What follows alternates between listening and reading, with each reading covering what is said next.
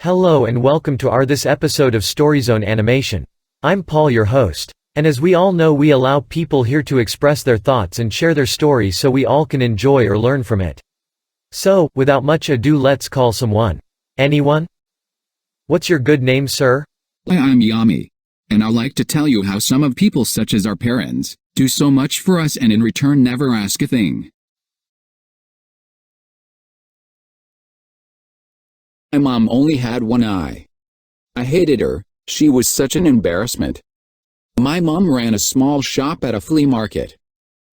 She collected little weeds and such to sell, anything for the money we needed. There was this one day during elementary school. Remember that it was field day, and my mom came. I was so embarrassed. How could she do this to me? I threw her a hateful look and ran out. The next day at school, "Your mom only has one eye?" And they taunted me. Wished that my mom would just disappear from this world, so I said to my mom, "Mom, why don't you have the other eye? You're only going to make me a laughingstock. Why don't you just die?" My mom did not respond. I guess I felt a little bad, but at the same time, it felt good to think that I had said what I'd wanted to say all this time. Maybe it was because my mom hadn't punished me, but I didn't think that I had hurt her feelings very badly. At night, I woke up and went to the kitchen to get a glass of water. My mom was crying there, so quietly, as if she was afraid that she might wake me. I took a look at her, and then turned away. Because of the thing I had said to her earlier, there was something pinching at me in the corner of my heart.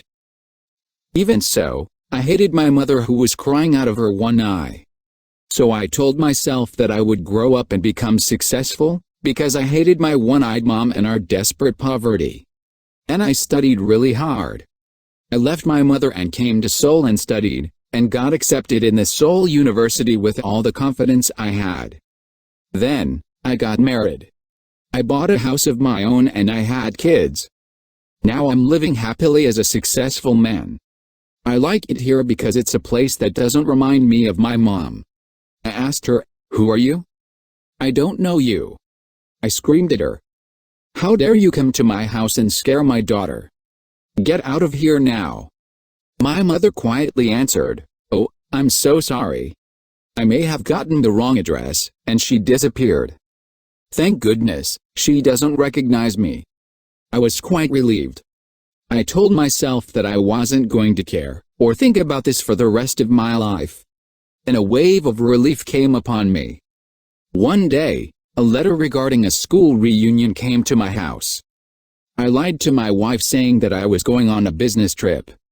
After the reunion, I went down to the old shack, that I used to call a house, just out of curiosity. I found my mother fallen on the cold ground. But I did not shed a single tear. She had a piece of paper in her hand. It was a letter to me. He wrote, "My son, I think my life has been long enough now.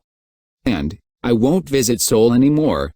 But would it be too much to ask if I wanted you to come visit me once in a while? I miss you so much. And I was so glad when I heard you were coming for the reunion. But I decided not to go to the school. For you, I'm sorry that I only have one eye, and I was an embarrassment for you. You see, when you were very little, you got into an accident and lost your eye. As a mother, I couldn't stand watching you having to grow up with only one eye. So I gave you mine.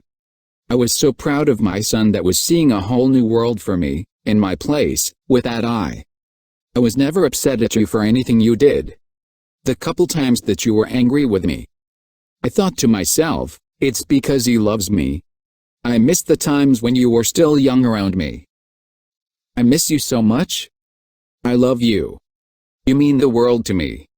My world shattered. I hated the person who only lied for me. I cried for my mother. I didn't know of any way that will make up for my worst deeds.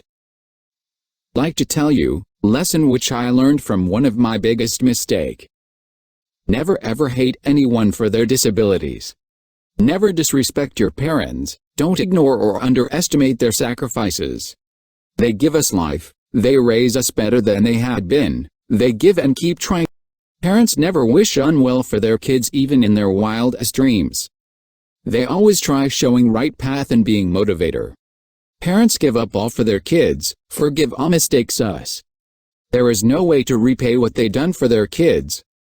All we can do is try giving what they need, and it is just time, love and respect. Thanks, Yami, for sharing your thoughts with us.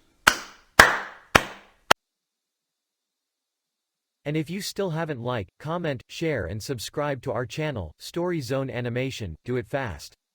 We will post new video every week of Saturday, and push that notification bell so you guys will be notified as soon as we post video. Until then, stay fit and enjoy.